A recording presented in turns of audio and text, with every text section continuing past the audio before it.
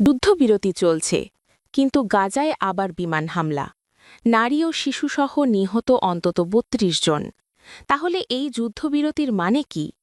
Hamas পরিচালিত গাজার civil defence বিভাগ বলেছে, নিহতদের মধ্যে নারী ও শিশু রয়েছে। দক্ষিণাঞ্চলের খান ইউনিস শহরে গতকাল বাস্তুচ্যুত ফিলিস্তিনিদের তাঁবুতে হেলিকপ্টার থেকে গুলি করার ঘটনাও ঘটেছে।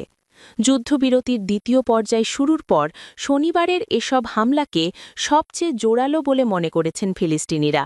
গত অক্টোবরে মার্কিন প্রেসিডেন্ট ডোনাল্ড ট্রাম্পের মধ্যস্থতায় গাজায় ইসরায়েল ও হামাসের মধ্যে যুদ্ধবিরতির প্রথম পর্যায় কার্যকর হয়, আর এর দ্বিতীয় পর্যায় শুরু হয় চলতি বছরের শুরুর দিকে। গাজা উপত্যকায় শনিবারের একাধিক হামলার বিষয়টি স্বীকার করে নিয়েছে ইসরায়েলের সেনাবাহিনী। তাদের দাবি, এর আগে গত শুক্রবার হামাস যুদ্ধবিরতির শর্ত লঙ্ঘন করেছে। শনিবারের হামলাগুলো এর প্রতিক্রিয়ায় চালানো হয়েছে। গত বছর যুদ্ধবিরতি কার্যকরের পর থেকে একাধিকবার তা লঙ্ঘনের জন্য একে অপরকে দোষারোপ করেছে হামাস ও ইসরায়েল।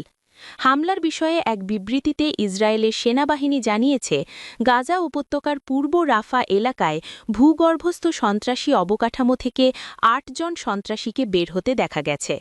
অথচ অক্টোবরের যুদ্ধবিরতি চুক্তির শর্ত অনুযায়ী ওই এলাকায় ইসরায়েলি বাহিনী মোতায়েন রয়েছে।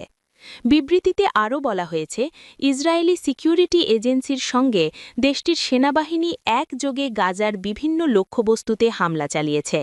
এর মধ্যে ৪ জন কমান্ডার ও আরও কিছু সন্ত্রাসী, একটি অস্ত্র সংরক্ষণাগার, একটি অস্ত্র উৎপাদন কেন্দ্র এবং গাজার মধ্যাঞ্চলে হামাসের ২টি হামলা কেন্দ্র রয়েছে।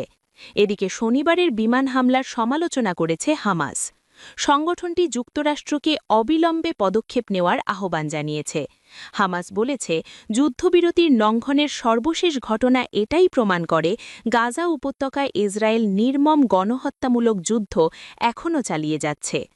হামাস আরও জানিয়েছে, শনিবারের হামলায় নিহতদের মধ্যে খান ইউনিসে বাস্তুচ্যুত পরিবারের ৭ জন রয়েছেন।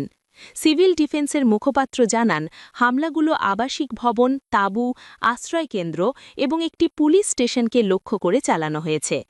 গাজা নগরীর শিফা হাসপাতালের কর্মকর্তারা শহরটির একটি অ্যাপার্টমেন্ট ভবনে ইসরায়েলি বিমান হামলায় ৩ শিশু ও ২ জন নারী নিহত হওয়ার খবর জানিয়েছেন।